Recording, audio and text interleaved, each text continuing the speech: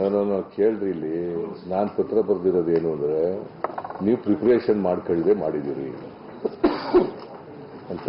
ನಾವೇನು we are not against demonetisation, ಅದಕ್ಕೆ ವಿರುದ್ಧ ಇಲ್ಲ. ನಾವು ಕಪ್ಪು ಹಣ ಕಾಳು ಸಂತೆಕೋರರಿಗೆ ಕಪ್ಪು ಹಣ ಇಟ್ಕೊಂಡಿರೋರನ್ನ ಬಲಿ ಹಾಕಲಿಕ್ಕೆ ನಮ್ದು ಸಂಪೂರ್ಣ ಬೆಂಬಲ ಇದೆ.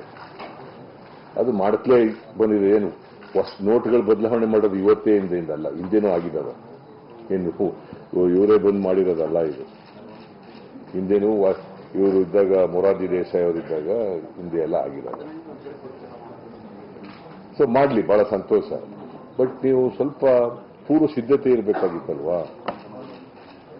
ಏನಾಗಿದೆ, 2,000 ರೂಪಾಯಿ ನೋಟು ಮೊದಲೇ ಮಾಡಿಬಿಟ್ಟಿದ್ದೀರಿ, ಇಂಟ್ರೊಡ್ಯೂಸ್ ಮಾಡಿದ್ದೀರಿ. 100 ರೂಪಾಯಿ ನೋಟು ನೀವು ತಗೊಂಡೋಗ್ಬಿಟ್ಟು 2,000 ರೂಪಾಯಿ ನೋಟ್ ತಗೊಂಡೋಗ್ಬಿಟ್ಟು ಕೊಟ್ಟರೆ, 100 ರೂಪಾಯಿ ವ್ಯಾಪಾರ ತಗೊಂಡು 19 ಕೊಡಿ ಅಂದ್ರೆ ಎಲ್ಲಿಂದ ಕೊಡ್ತಾರೆ ಅವರು? ದುಡ್ಡುಗಳು ಎಲ್ಲಿದ್ದಾವೆ? 100 ರೂಪಾಯಿ ನೋಟುಗಳು ಇಲ್ಲ, ಇದು ಇಲ್ಲ. ಅದ್ರ ಬದಲು 500 ನೋಟು ಮೊದಲು ಇಂಟ್ರೊಡ್ಯೂಸ್ ಮಾಡಬೇಕಾಗಿತ್ತಲ್ವಾ? ಈ ಪೂರ್ವ ಸಿದ್ಧತೆಗಳಿಲ್ಲ ಅಂತ ನಾವು ಹೇಳೋದಷ್ಟೇ. ಈಗ ರೈತರು ಸಾಲ ಕಟ್ಟಬೇಕು, ನೀವು ಅಲ್ಲಿ ತಗೊಳ್ಳದೆ ಹೋದ್ರೆ, ಕೋಆಪರೇಟಿವ್ ಸೊಸೈಟಿಗಳು ತಗೊಳ್ಳದೆ ಹೋದ್ರೆ ಏನ್ ಮಾಡಬೇಕು? ರೈತರು ಏನ್ ಮಾಡ್ಬೇಕು? ಈಗ ಸಾಲ ತೀರ್ಸ್ಬೇಕಲ್ಲ ಪಾಪ. ಅವ್ರೇನೋ ಬೆಳೆದಿರ್ತಾರೆ, ಒಂದಷ್ಟು ಯಾವುದೋ ಬಂದಿರ್ತದೆ ದುಡ್ಡು, ಅದನ್ನ ಕಟ್ಟಕ್ಕೆ ಹೋಗ್ತಾರೆ. ಅಲ್ಲಿ ಅಕ್ಸೆಪ್ಟೇ ಮಾಡ್ಕೊಳ್ಳಲ್ಲ. ಬರಿಬೇಕಾ ಬೇಡ? ಅದಕ್ಕೆ ನಾವು ಇಂಗ್ಲಿಷ್ನವ್ರಿಗೆ ಹೇಳಲ್ಲ, ಕನ್ನಡದವ್ರಿಗೆ ಹೇಳಲ್ಲ. ನೀನು ಕನ್ನಡಿಗನೇ. You are asking a question in English, Kannada, but you want answer from me in English. It is not correct. ಆಮೇಲೆ ಖಾಸಗಿ ಆಸ್ಪತ್ರೆಗಳು ನಾವು ಕೊಡಕ್ ಬರಲ್ರಿ. ಅಲ್ಲ, ನಾವು ಹೇಳ್ಬೋದು ಅಷ್ಟೇ, ಮಾಡಲ್ಲ ಅಂದ್ರೆ ಏನ್ ಮಾಡ್ತೀರಿ? ಅಲ್ಲಿ ನೋಡಿ, ಅವರಿಂದಲೇ ಕ್ಲಾರಿಫಿಕೇಶನ್ ಬರಬೇಕು. ಈ ಖಾಸಗಿ ಆಸ್ಪತ್ರೆಯಲ್ಲಿ ಹೋದ್ರೆ ಪಾಪ ಅಲ್ಲೇ ಬಹಳ ಜನ ಅಲ್ಲಿ ಹೋಗ್ತಾರೆ. ನೀವು ಹಳೆ ನೋಟ್ ತಗೊಳ್ಳಲ್ಲ ಅಂತಂದ್ರೆ ಏನ್ ಮಾಡ್ಬೇಕು? ಅವರು ಹೊಸ ನೋಟ್ ಸಿಕ್ಕಲ್ಲ, ಹಳೆ ನೋಟ್ ತಗೊಳ್ಳಲ್ಲ, ಭಾರಿ ಕಷ್ಟ ಆಗ್ತದೆ. ಆಮೇಲೆ ಸಣ್ಣ ಪುಟ್ಟ ವ್ಯಾಪಾರ ಮಾಡೋರಿಗೆ ಇನ್ನೇನು, ಈಗ ನೀವು 2.5 ಲಕ್ಷ ರೂಪಾಯಿನವರಿಗೆ ಇನ್ಕಮ್ ಟ್ಯಾಕ್ಸ್ ಎಕ್ಸೆಂಪ್ಷನ್ ಇದೆ. ಯಾರೋ 2.5 ಲಕ್ಷ ರೂಪಾಯಿ ಇಟ್ಕೊಂಡಿರ್ತಾರೆ ಮನೆಯಲ್ಲಿ, ಅದು ಎಕ್ಸ್ಚೇಂಜ್ ಮಾಡ್ಕೋಬೇಕಾದ್ರೆ ಏನ್ ಮಾಡ್ಬೇಕು ಅವರು? ಇಂಥವೆಲ್ಲ ಸಮಸ್ಯೆಗಳಿದ್ದಾವೆ ಅಂತ ಹೇಳಿದ್ರು. ಸಣ್ಣ ಪುಟ್ಟ ಇವರೆಲ್ಲ ಮಾಡ್ಬಿಟ್ಟಿದ್ರೆ ಕ್ಯೂ ಯಾಕಪ್ಪ ನಿಂತ್ಕೋಬೇಕು ಅಲ್ಲಿ? ನಾನು ನಿನ್ನೆ ಬ್ಯಾಂಕ್ ರಜೆನೆ ಕ್ಯಾನ್ಸಲ್ ಮಾಡಿದೆ. ನಾನು ಹಾಲಿಡೇ ಇತ್ತು, ಅದಕ್ಕೆ ಬ್ಯಾಂಕ್ಗಳಿಗೆ ಕ್ಯಾನ್ಸಲ್ ಮಾಡಿದೆ. ಪಾಪ ಜನಗಳಿಗೆಲ್ಲ ತೊಂದರೆ. ನಮ್ಮ ಅಧ್ಯಕ್ಷರು ಹೋಗಿ ಎಲ್ಲೆಲ್ಲಿ ಕ್ಯೂ ನಿಂತಿದ್ದಾರೆ ಅವ್ರನ್ನೆಲ್ಲ ಜೊತೆ ಮಾತಾಡ್ಸ್ಕೊ ಬಂದಿದ್ದಾರೆ. ಸ್ವಲ್ಪ ಹೇಳಿ ಸ್ವಾಮಿ ನಿಮ್ಮ ಅನುಭವನ. ಸ್ವಲ್ಪ ಅನುಭವ ಹೇಳ್ತಾರೆ, ಕೇಳಿ. ಹೌದು, ಈಗ ಮದುವೆ ಮಾಡ್ಕೊಳ್ಳೋಕೆ ದುಡ್ಡು ಇಟ್ಕೊಂಡು, ಅಗ್ರಿಕಲ್ಚರ್ ಇನ್ಕಮ್ ಟ್ಯಾಕ್ಸ್ ಇಲ್ಲ. ಯಾವನೋ ಒಂದು 5 ಲಕ್ಷ ಇಟ್ಕೊಂಡಿರ್ತಾನೆ ಮನೆಯಲ್ಲಿ ಮದುವೆ ಮಾಡಕ್ಕೆ ಅಂತ, 10 ಲಕ್ಷ ಇಟ್ಕೊಂಡಿರ್ತಾನೆ. ಕಬ್ಬು ಬೆಳೆದು ಅಥವಾ ಇನ್ನೇನೋ ಬೆಳೆದು ಅವೇನ್ ಮಾಡಬೇಕು? ಇದು ಬಹಳ ಸಾಮಾನ್ಯ ಜನರಿಗೆ, ರೈತರಿಗೆ, ಬಡವರಿಗೆ, ಸಣ್ಣ ವ್ಯಾಪಾರಿಗಳಿಗೆ ಬಹಳ ತೊಂದರೆ ಆಗ್ಬಿಟ್ಟದೆ. ಆಸ್ಪತ್ರೆ ಇದಕ್ಕೆಲ್ಲ ಹೋಗಕ್ಕೆ ಬಹಳ ತೊಂದರೆ ಆಗ್ಬಿಟ್ಟದೆ. ಯಾರಿಗೆ? ಇಲ್ಲ, ನಾ ಪತ್ರನೇ ಬರ್ದಿದ್ರಲ್ಲಿ ಇಂಗ್ಲಿಷ್ನಲ್ಲಿ. I have written a letter in English only, not in Kannada.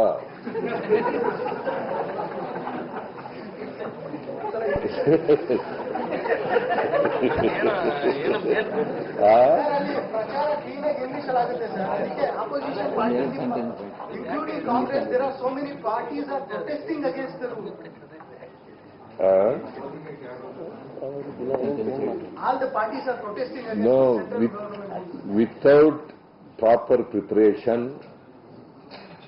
the government of India has taken this decision, demonetization, ಇವತ್ತು ರಾಜ್ಯ ಪೊಲೀಸರಿಗೆ ರಾಜ್ಯ ಸರ್ಕಾರ ಸಿಹಿ ಸುದ್ದಿಯನ್ನ ಹೊರಹಾಕಿರುವಂತದ್ದು. ಇನ್ನು ಪೊಲೀಸರ ಭತ್ಯೆಯನ್ನ ಕೂಡ ಹೆಚ್ಚಳ ಮಾಡಿ ಆದೇಶವನ್ನ ಹೊರಡಿಸಿದೆ. ಇನ್ನು ಮುಂಚೆ ಆರ್ಸಿಎಫ್ ಭತ್ಯೆ 1000ದಿಂದ 2000ಕ್ಕೆ ಹೆಚ್ಚಳ ಕೂಡ ಆಗಿರುವಂತದ್ದು. ಆಕ್ಸಿಲೇಟೆಡ್ ಪ್ರಮೋಷನ್ 10 ವರ್ಷಕ್ಕೆ ಸಿಗುತ್ತೆ. ಈ ಒಂದು ಆದೇಶವನ್ನು ಕೂಡ ಇವತ್ತು ರಾಜ್ಯ ಸರ್ಕಾರ ಹೊರಡಿಸಿದೆ. ಕಾನ್ಸ್ಟೇಬಲ್ ಇದ್ದವರು ಸಬ್ ಇನ್ಸ್ಪೆಕ್ಟರ್ ವರೆಗೂ ಕೂಡ ಬಡ್ತಿಯನ್ನ ಪಡೆಯಬಹುದು. ಇನ್ನು ಪ್ರಮುಖ ಬೇಡಿಕೆ ಆರ್ಡರ್ಲಿ ಪದ್ಧತಿಯನ್ನ ರದ್ದು ಮಾಡಲಾಗಿದೆ. 80,000 ಸಿಬ್ಬಂದಿಗಳಿಗೆ ಈ ಸೌಲಭ್ಯ ಕೂಡ ಸಿಗಲಿದ್ದು, ಇನ್ನು ಮುಂದೆ ಅಧಿಕಾರಿಗಳ ಮನೆಗಳಲ್ಲಿ ಪೇದೆಗಳು ಕೆಲಸ ಮಾಡುವಂತಿಲ್ಲ. ಪ್ರಮುಖವಾಗಿ ಏನು ರಾಜ್ಯ ಪೊಲೀಸರಿಗೆ ಇದು ಬಹುದೊಡ್ಡ ಬೇಡಿಕೆ ಆಗಿತ್ತು. ಅವರು ಈ ಒಂದು ಬೇಡಿಕೆಯನ್ನ ಇಟ್ಟಿದ್ರು. ನಿಜಕ್ಕೂ ತುಂಬಾ ಕೆಟ್ಟದಾಗಿ ನಡೆಸ್ಕೊಳ್ತಾರೆ ದೊಡ್ಡ ದೊಡ್ಡ ಅಧಿಕಾರಿಗಳು. ಹಾಗಾಗಿ ಈ ಒಂದು ಪದ್ಧತಿಯನ್ನ ರದ್ದು ಮಾಡಬೇಕು ಅನ್ನೋ ಒಂದು ಬೇಡಿಕೆ ಕೂಡ ಇತ್ತು. ಹಾಗಾಗಿ ಇವತ್ತು ಸಿಎಂ ಸಿದ್ದರಾಮಯ್ಯ ಈ ಒಂದು ಪದ್ಧತಿಯನ್ನ ರದ್ದು ಮಾಡಿ ಆದೇಶವನ್ನ ಕೊಟ್ಟಿದ್ದಾರೆ. ಇನ್ನು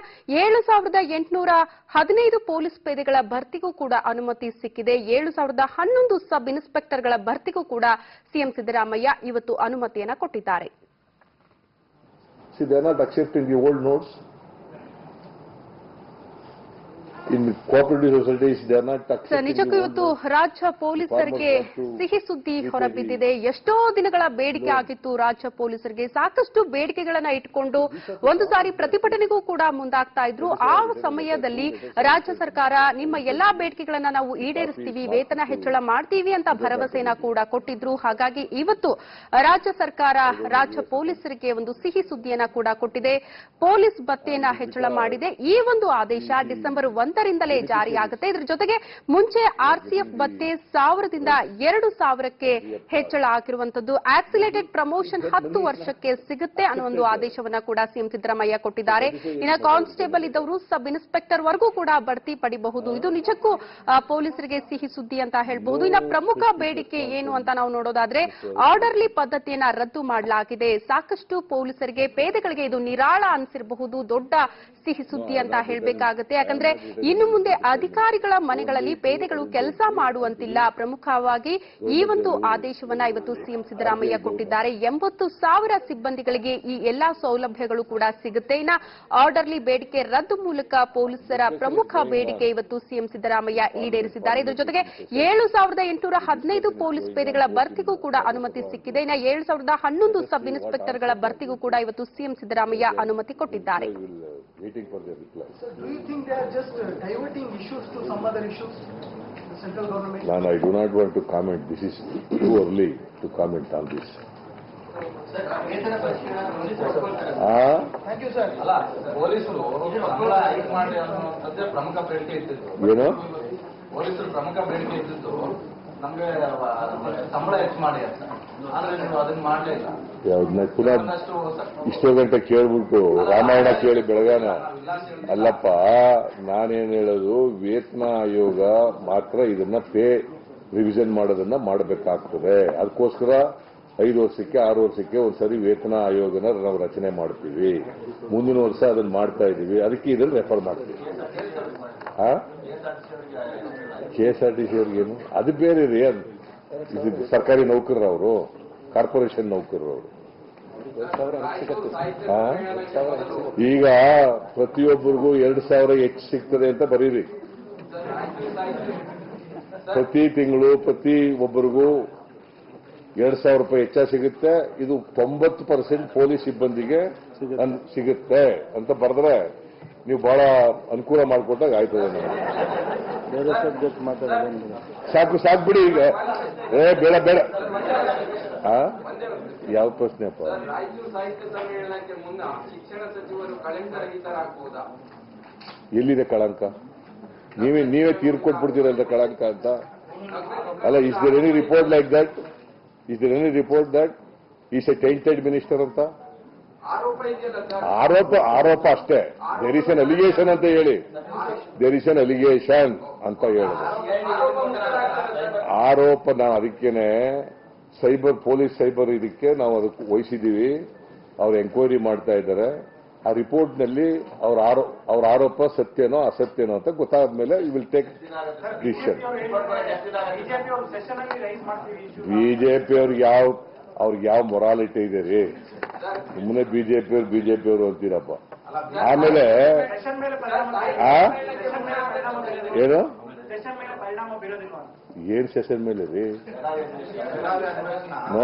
ನಾವು ಬೆಳಗಾವಿನಲ್ಲಿ ಸೆಷನ್ ಮಾಡ್ತಾ ಇರೋದು.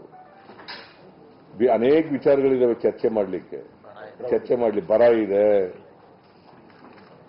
ಅಲ್ಲಿ ಅಪ್ಪರ್ ಕೃಷ್ಣ ಸಮಸ್ಯೆ ಇದೆ, ಅವೆಲ್ಲ ಚರ್ಚೆ ಮಾಡಿದ್ಮೇಲೆ ಅಲ್ಲಿ R&R ಪ್ರಾಬ್ಲಮ್ಗಳಿದಾವೆ, ಮಹದಾಯಿ ಯೋಜನೆ ಇದೆ, ಇವೆಲ್ಲ ಚರ್ಚೆ ಮಾಡಲಿ. ಅದು ಬಿಟ್ಬಿಟ್ಟು ಬರದ ಸ್ಥಿತಿಯಲ್ಲೂ ಇಲ್ಲಿನ ಮಾಜಿ ಸಚಿವರೊಬ್ರು 1 ಕೋಟ್ಯಾಂತರ ರೂಪಾಯಿ ಖರ್ಚು ಮಾಡ್ಕೊಂಡು ಮದುವೆ ಮಾಡ್ತಾರೆ, ಅದಕ್ಕೆ ಸಮರ್ಥನೆ ಕೊಡ್ತಾರೆ. ನೀವೇ ಬೆಳಿಗ್ಗೆ ಸಾಯಂಕಾಲ ಗಂಟೆ ತೋರಿಸಿದ್ದೀರಿ ಅದನ್ನ. ಬೆಳಿಗ್ಗೆ ಸಾಯಂಕಾಲ ಗಂಟೆ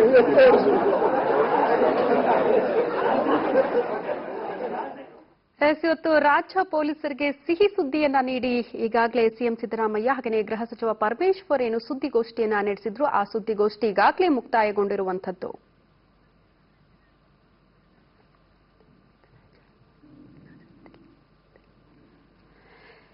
ರಾಜ್ಯ ಪೊಲೀಸರಿಗೆ ಸಿಹಿ ಸುದ್ದಿ ಸಿಕ್ಕಿರುವಂತದ್ದು. ಪೊಲೀಸರ ಭತ್ಯೆಯನ್ನ ಹೆಚ್ಚಳ ಮಾಡಿ ಸಿಎಂ ಸಿದ್ದರಾಮಯ್ಯ ಈಗಾಗಲೇ ಆದೇಶವನ್ನ ಕೊಟ್ಟಿದ್ದಾರೆ.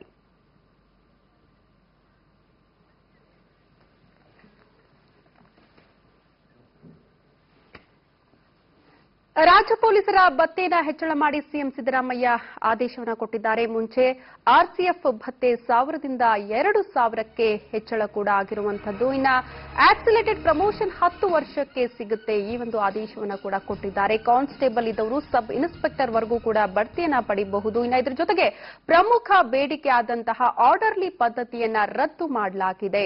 80,000 ಸಿಬ್ಬಂದಿಗಳಿಗೂ ಕೂಡ ಈ ಒಂದು ಸೌಲಭ್ಯ ಸಿಗುತ್ತೆ. ಇನ್ನು ಮುಂದೆ ಅಧಿಕಾರಿಗಳ ಮನೆಗಳಲ್ಲಿ ಪೇದೆಗಳು ಕೆಲಸ ಮಾಡುವಂತಿಲ್ಲ. ಆರ್ಡರ್ಲಿ ಪದ್ಧತಿ ರದ್ದು ಮೂಲಕ ಪೊಲೀಸರ ಪ್ರಮುಖ ಬೇಡಿಕೆಯನ್ನ ರಾಜ್ಯ ಸರ್ಕಾರ ಈಡೇರಿಕೆ ಮಾಡಿರುವಂತದ್ದು. 7,815 ಪೊಲೀಸ್ ಪೇದೆಗಳ ಭರ್ತಿಗೂ ಕೂಡ ಅನುಮತಿ ಸಿಕ್ಕಿದೆ. ಇದರ ಜೊತೆಗೆ 7,011 ಸಬ್ ಇನ್ಸ್ಪೆಕ್ಟರ್ಗಳ ಭರ್ತಿಗೂ ಕೂಡ ಅನುಮತಿ ಸಿಕ್ಕಿದೆ.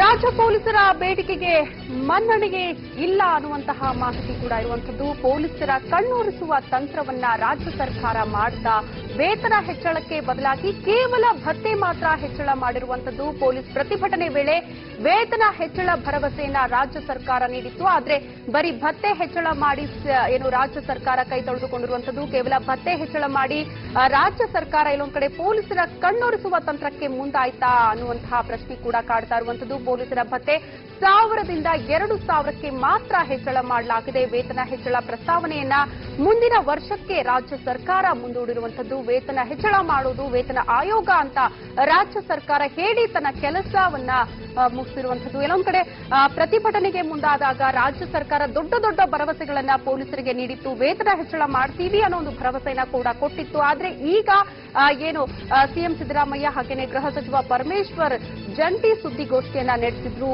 ಇದರಲ್ಲಿ ಬರೀ ಭತ್ಯೆ ಹೆಚ್ಚಳ ಮಾಡಿ ಆದೇಶವನ್ನ ಹೊರಡಿಸಿದ್ದಾರೆ. ಆದ್ರೆ ಯಾವುದೇ ವೇತನವನ್ನ ಇಲ್ಲಿ ಹೆಚ್ಚಳ ಮಾಡಿಲ್ಲ. ಹಾಗಾಗಿ ಭತ್ಯೆ ಹೆಚ್ಚಳ ಮಾಡಿ ಪೊಲೀಸರ ಕಣ್ಣೊರೆಸುವ ತಂತ್ರಕ್ಕೆ ರಾಜ್ಯ ಸರ್ಕಾರ ಮುಂದಾಯ್ತಾ ಅನ್ನುವಂತಹ ಪ್ರಶ್ನೆ ಕೂಡ ಕಾಡ್ತಿದೆ.